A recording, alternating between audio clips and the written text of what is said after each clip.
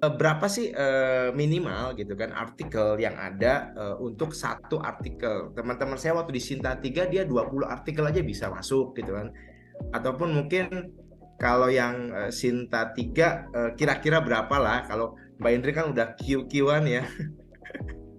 Cukup gitu aja mungkin Mbak Indri. Jadi dipastikan saja sebenarnya kita mau fokus di bagian mana sih gitu. Apakah kemudian ini berarti kita tidak bisa memodifikasi riset question kita? Jawabannya boleh banget, nggak apa-apa. Tapi dari awal kita sudah punya boundary atau batasan gitu.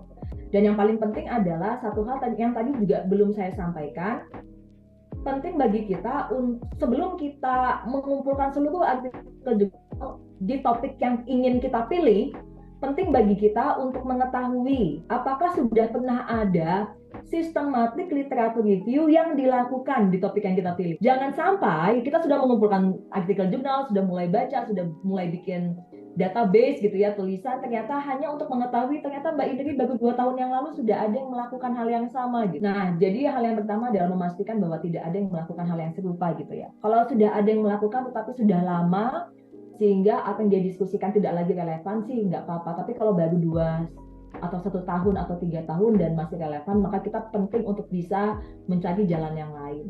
Nggak ketemu sistematik literatur review yang jumlah artikel jurnalnya sedikit? Jawabannya pernah. Di Q1 di top jurnal, impact factor-nya 8 ke Pernah. atas 9. Jadi top jurnal di disiplin tersebut gitu ya. Mereka hanya menggunakan jadi autornya ada lebih dari satu, mereka menggunakan hanya 34 artikel jurnal. Senang kan Bapak-Bapak, wah bisa nih 34. Tetapi yang melakukan adalah para established profesor, established scholars yang ada di disiplin tersebut gitu. Nama-nama yang dirujuk, nama-nama yang kita ketahui banget gitu ya.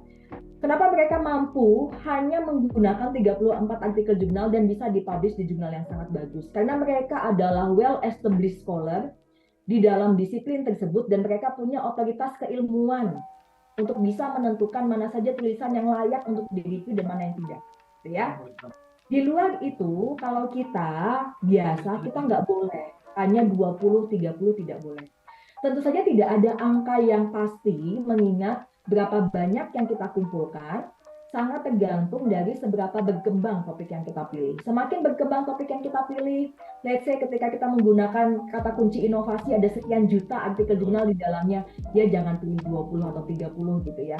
Kalau buat saya, ini bukan soal di Sinta 3 boleh berapa, Sinta 1 boleh berapa, Q3, Q2, Q1 boleh berapa, Pak. Kalau kita ingin idealis sebagai peneliti adalah tujuan kita melakukan literatur review apa sih? Untuk memberikan gambaran kepada audiens yang lain bagaimana suatu ilmu berkembang, begitu ya.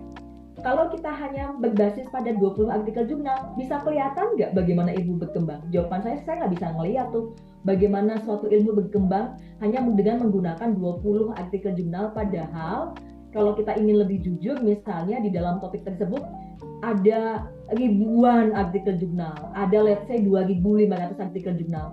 Bagaimana kita bisa meyakinkan pembaca kita bahwa kita tahu bagaimana ilmu ini berkembang, bagaimana body of knowledge di dalam topik ini berkembang kalau kita hanya membasiskan literatur review kita pada 20 artikel jurnal dan mengabaikan ribuan artikel jurnal yang lain gitu. So it doesn't make sense gitu ya sebagai peneliti. Jadi penting untuk bisa menentukan apa batasan yang jelas. Bagaimana caranya akan saya jelaskan juga di slide berikut.